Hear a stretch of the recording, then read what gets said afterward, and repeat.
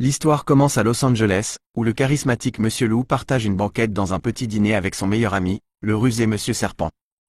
Bien qu'ils discutent tranquillement de l'anniversaire de Serpent, leur apparence effrayante provoque une vague de panique parmi les clients. Après tout, ce sont des prédateurs notoires. En sortant du restaurant, ils provoquent la même terreur chez les passants. Indifférents, ils se dirigent tranquillement vers la banque voisine et la braquent sans difficulté, profitant pleinement de leur réputation intimidante. Ce braquage déclenche une course-poursuite effrénée dans toute la ville, menée par la tenace chef Misty Luggins, déterminée à capturer Lou et sa bande, tristement célèbre sous le nom des Bad Guys. Sur le chemin de leur repère, Lou présente l'équipe. Lui, le cerveau charmant du groupe, Serpent, l'expert en coffre-fort, Mademoiselle Tarentule, alias Vebs, la hackeuse de génie, Requin, le maître du déguisement, et Piranha, l'imprévisible boule de nerfs. De retour dans leur tanière, on découvre leur butin. Des montagnes d'argent volé, d'or et de trésors inestimables. Même si Serpent déteste les anniversaires, la bande lui organise quand même une fête. La célébration est interrompue par un reportage de la pétillante journaliste Tiffany Fluffette, couvrant leurs derniers méfaits. Mais ce qui les pique vraiment au vif, c'est la gouverneure Diane Renard, qui se moque d'eux en direct, les qualifiant de criminels démodés qui ne réussiront jamais rien. Vexé et avide de revanche, Lou élabore un plan audacieux. Infiltrer un gala prestigieux pour voler le fameux Golden Dolphin Award, sur le point d'être décerné au philanthrope adoré, le professeur Rupert Marmalade. Un cochon d'Inde, rien que ça. Bien que Serpent hésite au début, Lou sait comment le convaincre. En lui rappelant que Marmalade est un cochon d'Inde, la friandise préférée de Serpent. Revigorés, les membres de la bande enfilent leur déguisement et se rendent au gala. Sur place, Lou échange quelques mots avec Diane et en profite pour prendre une photo d'elle, qu'il utilisera pour tromper un scanner oculaire. En entrant, il tente de voler le sac d'une vieille dame, mais lorsqu'elle trébuche, il l'aide au lieu de fuir. Lorsqu'elle lui dit qu'il est un bon garçon, Lou ressent une émotion inattendue. Sa queue remue, révélant un désir enfoui d'être meilleur. Pendant ce temps, Requin crée une diversion pendant que Lou et Serpent s'introduisent dans la salle des trophées. Mais Diane avait prévu le coup, et la sécurité est renforcée. Tarentule tente de pirater le système, mais un pare-feu la bloque, aggravé par un paix nerveux de Piranha qui l'assomme. Elle se réveille juste à temps pour désactiver le système, permettant à la bande de s'emparer du trophée avant qu'il ne soit remis. Non. Alors qu'ils s'apprêtent à fuir, le discours émouvant de Marmalade fait à nouveau remuer la queue de Lou, trahissant leur couverture. Leur tentative d'évasion à l'aide d'un grappin échoue de façon comique, laissant Lou sans pantalon, et toute la bande se fait arrêter. Dans le fourgon de police, Lou demande à Diane une seconde chance, ce qui donne à Marmalade une idée. Et s'il réformait ces criminels notoires pour en faire des citoyens modèles? Diane accepte à contre-cœur. Mais Lou révèle à sa bande qu'il a inventé toute cette histoire. Leur vrai plan est toujours de voler le Golden Dolphin. Peu après, ils arrivent dans le somptueux manoir de Marmalade, où il garde une réplique en lampe d'une météorite tombée en ville un an plus tôt. Un événement qui lui a valu sa réputation de bienfaiteur. Du moins, en apparence. Marmalade lance alors son programme de réhabilitation en soumettant les Bad Guys à une série d'épreuves, de bonnes actions. Première mission, partager une sucette glacée. Mais Serpent, trop gourmand, l'avale tout rond, provoquant la colère de Requin, qui finit par l'engloutir tout entier. Ensuite, Lou doit se déguiser en grand-mère pour que Piranha l'aide à traverser la rue. Mais lorsque Tarentule se moque de Piranha, il perd ses moyens et envoie Lou droit vers un camion. Leur dernier défi consiste à sauver un chaton coincé dans un arbre. Mais leurs efforts ne font qu'effrayer davantage l'animal. Marmalade, frustré, leur demande ce qu'ils savent réellement faire. Lorsqu'ils répondent « voler », il a une nouvelle idée.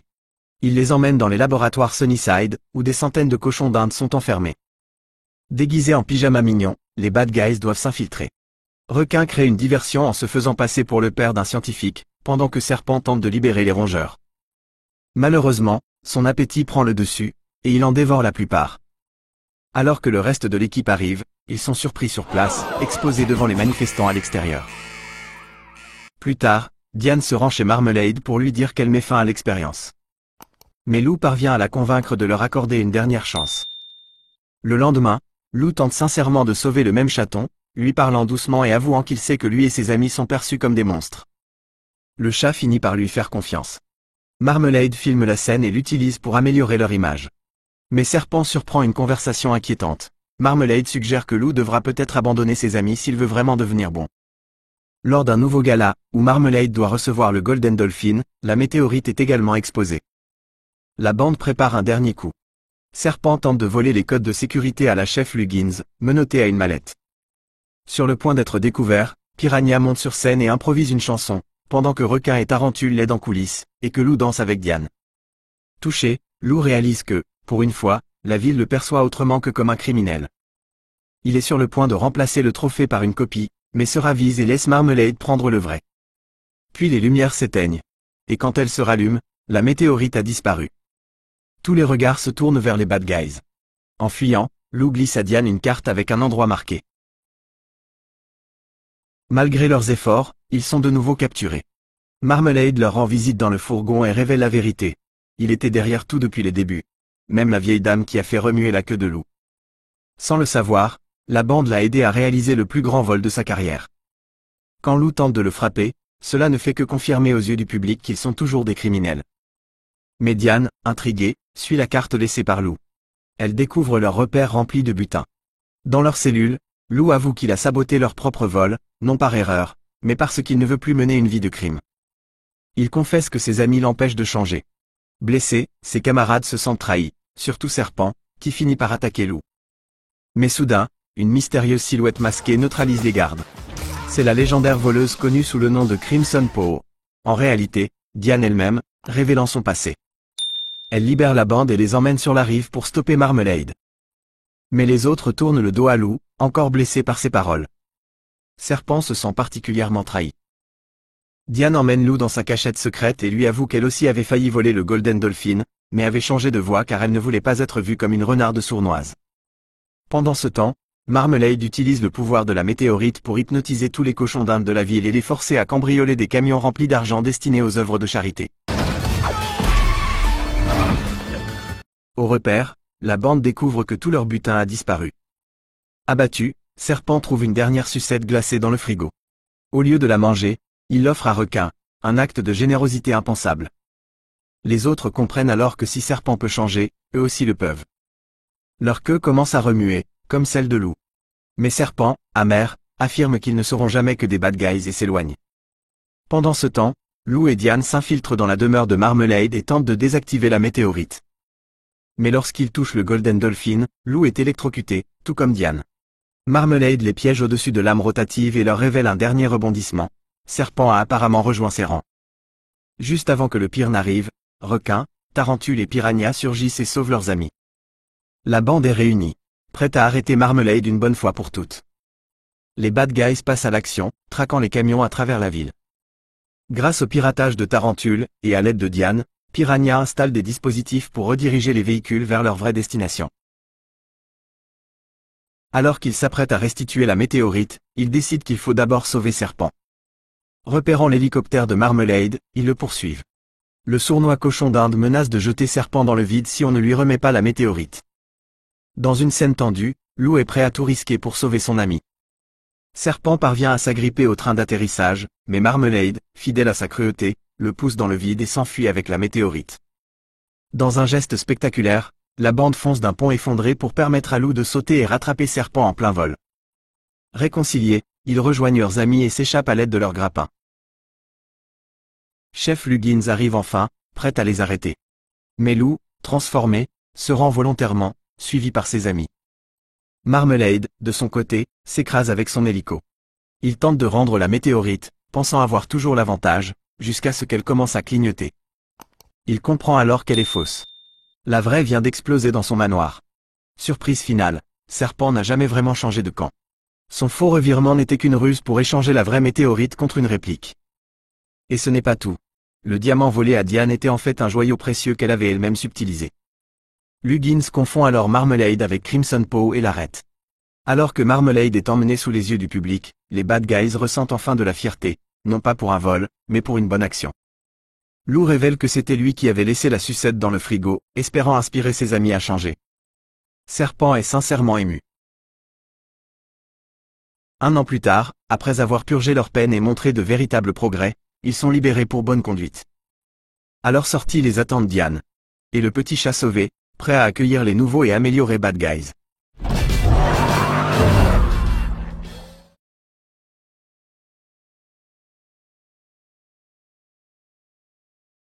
L'histoire s'ouvre 5 ans plus tôt, au Caire. On y découvre le milliardaire égyptien Soliman, installé confortablement en train de feuilleter un magazine. Un serveur lui apporte le petit déjeuner, mais Soliman, irrité, rejette brutalement le plateau, prétextant qu'il a un goût de melon. Pendant ce temps, une bande de criminels redoutés, connus sous le nom des Bad Guys, infiltre déjà sa somptueuse demeure, à l'insu du milliardaire. Sous un déguisement, Monsieur Requin parvient à passer la sécurité, tandis que Monsieur Serpent et Monsieur Piranha préparent une ouverture pour Monsieur Loup. Leur nouvelle recrue, Tarentule, pilote l'opération depuis son poste de hackeuse. Dès que l'accès est prêt, Monsieur Loup surgit d'en haut et s'infiltre dans le manoir avec une précision impressionnante. À l'intérieur, Soliman est abasourdi de voir des intrus envahir sa maison. Lorsqu'il les traite de « monstres », Monsieur Loup perd son calme et dévoile un visage bien plus inquiétant.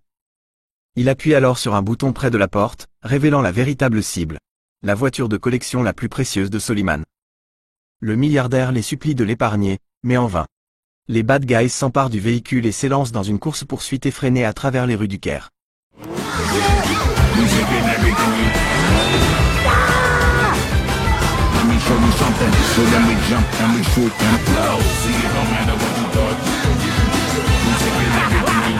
Monsieur Loup trompe habilement la police, la menant dans de fausses directions. Coincé sur un pont face à un barrage, Tarentule repère une rampe et guide l'équipe vers un saut spectaculaire qui leur permet d'échapper aux autorités sous les yeux médusés des poursuivants. De nos jours, la bande tente tant bien que mal de se racheter une conduite. Monsieur Loup se présente à un entretien dans une banque, mais le directeur le reconnaît aussitôt comme l'auteur de 3 braquages et le chasse sans hésiter. Monsieur Piranha, qui espère devenir agent de sécurité, est recalé dès que son casier judiciaire refait surface. Même Tarentule, venu postuler dans une entreprise technologique, se heurte à un refus catégorique. Épuisés et frustrés, les criminels rentrent chez eux. Leur rêve de rédemption s'effrite, et les tensions montent alors qu'ils se disputent sur leur avenir. Tout à coup, un flash spécial interrompt le programme télévisé. La présentatrice parle d'un mystérieux voleur surnommé le Bandit Mystère, qui laisse derrière lui des mises en scène rappelant étrangement les anciens coups des Bad Guys, comme une bombe de confetti retrouvée lors d'un récent cambriolage. Pendant ce temps, Monsieur Loup retrouve Diane pour un entraînement. Leur complicité est évidente, pleine de sous-entendus, mais tous deux s'efforcent de rester juste amis. Au fil de l'échange, Monsieur Loup avoue à quel point il est difficile de tourner la page de son passé criminel. Diane lui conseille alors de prouver au public que lui et son équipe veulent vraiment changer. Après son départ, Monsieur Loup file au commissariat pour rencontrer Misty Luggins, désormais promue commissaire. Exaspérée de le voir, elle l'accuse de gêner plus qu'autre chose, mais Monsieur Loup insiste. Il peut aider à coincer ce nouveau bandit. Luggins, déjà décidé à remettre les Bad Guys derrière les barreaux, n'est pas convaincu. Monsieur Loup réunit pourtant Monsieur Requin, Monsieur Piranha et Tarentule pour se lancer dans l'enquête. Il explique que le bandit mystère ne vole pas n'importe quoi, mais des objets forgés dans un matériau rare, le MacGuffinite. La prochaine cible ? La ceinture de catcheur, fabriquée à partir du MacGuffinite, est surnommée la ceinture de Guadalamango. En route vers l'arène de lucha libre, Monsieur Loup a une révélation troublante. Et si Monsieur Serpent était le bandit mystère ? Ses absences coïncident parfaitement avec les braquages. L'équipe le suit, le confronte et le soupçonne de leur cacher quelque chose. Monsieur Serpent finit par avouer. Mais pas ce qu'ils imaginaient. En réalité, il entretient une relation avec une corneille nommée Apocalypse.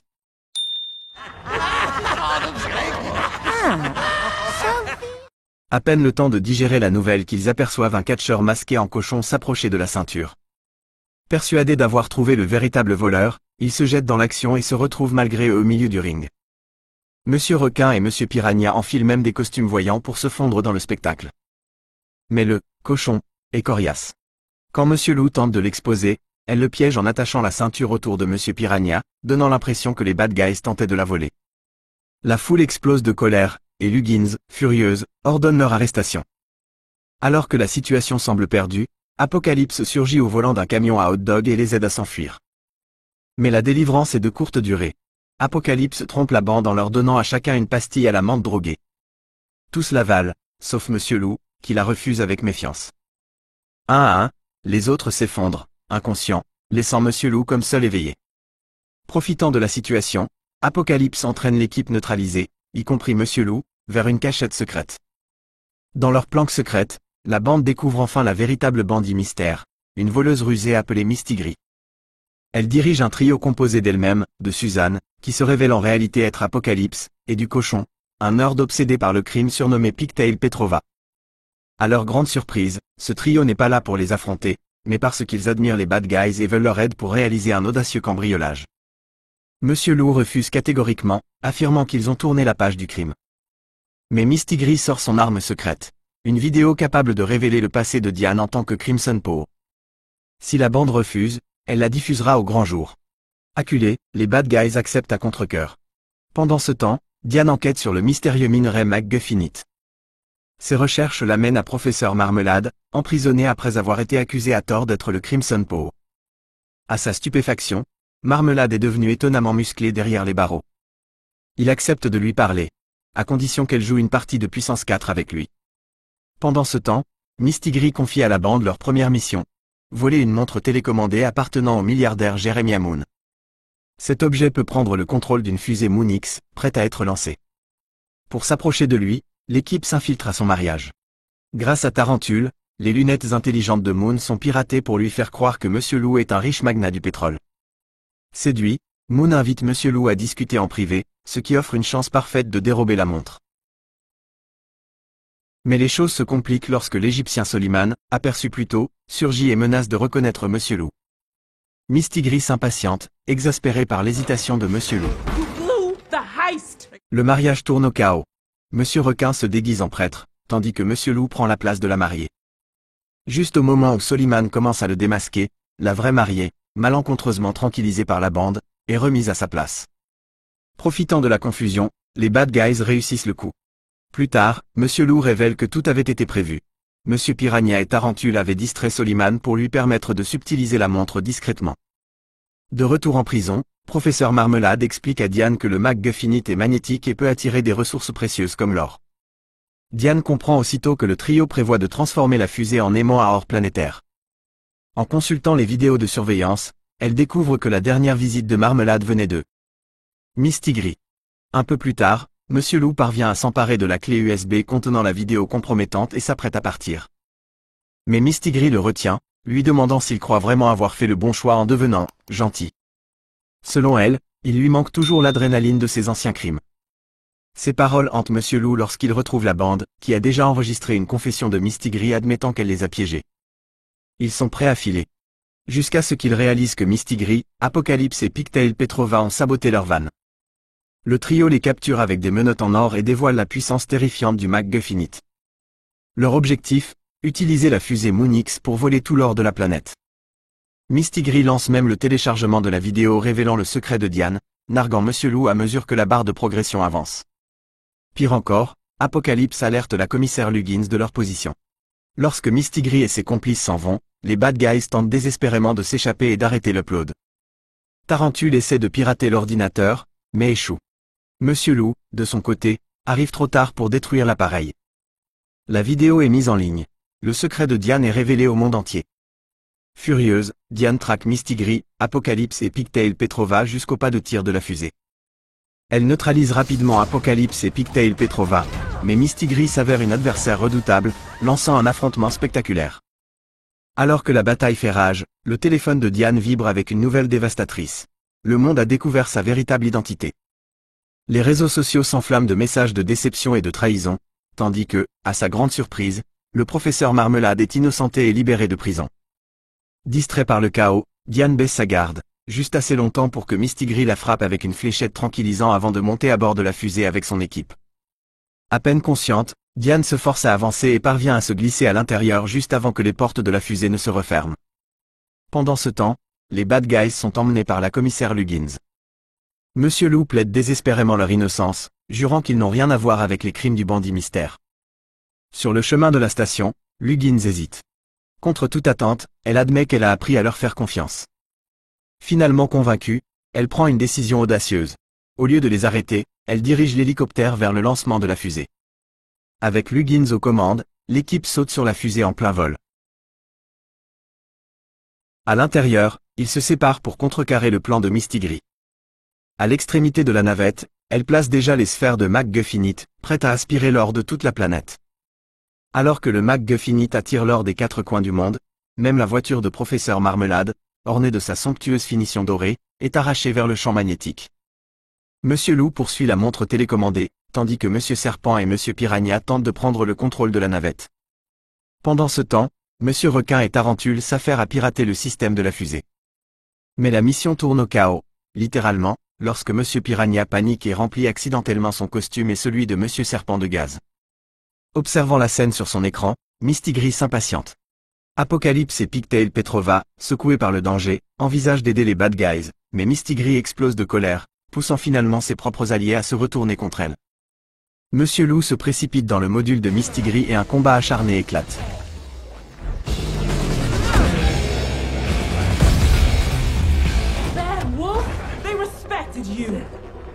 Grâce à son habileté, il parvient à subtiliser la montre en plein affrontement. Avec l'aide de ses amis, il redirige la navette, percutant le MacGuffinite et le détruisant. Instantanément, tout leur voilier retombe sur terre, sans danger. À ce moment-là, Diane arrive, retrouvant ses forces. Elle et Monsieur Loup unissent leurs efforts pour neutraliser Mistigris, la projetant contre un panneau électrique et la mettant hors d'état de nuire. Au milieu des étincelles et des débris, Monsieur Loup et Diane s'embrassent enfin pour la première fois. Réunis avec Monsieur Serpent, Monsieur Requin, Tarentule, Monsieur Piranha, et désormais Apocalypse et Pigtail Petrova, l'équipe se prépare tandis que la station fusée commence sa chute spectaculaire vers la Terre. La scène coupe sur ce qui semble être des funérailles.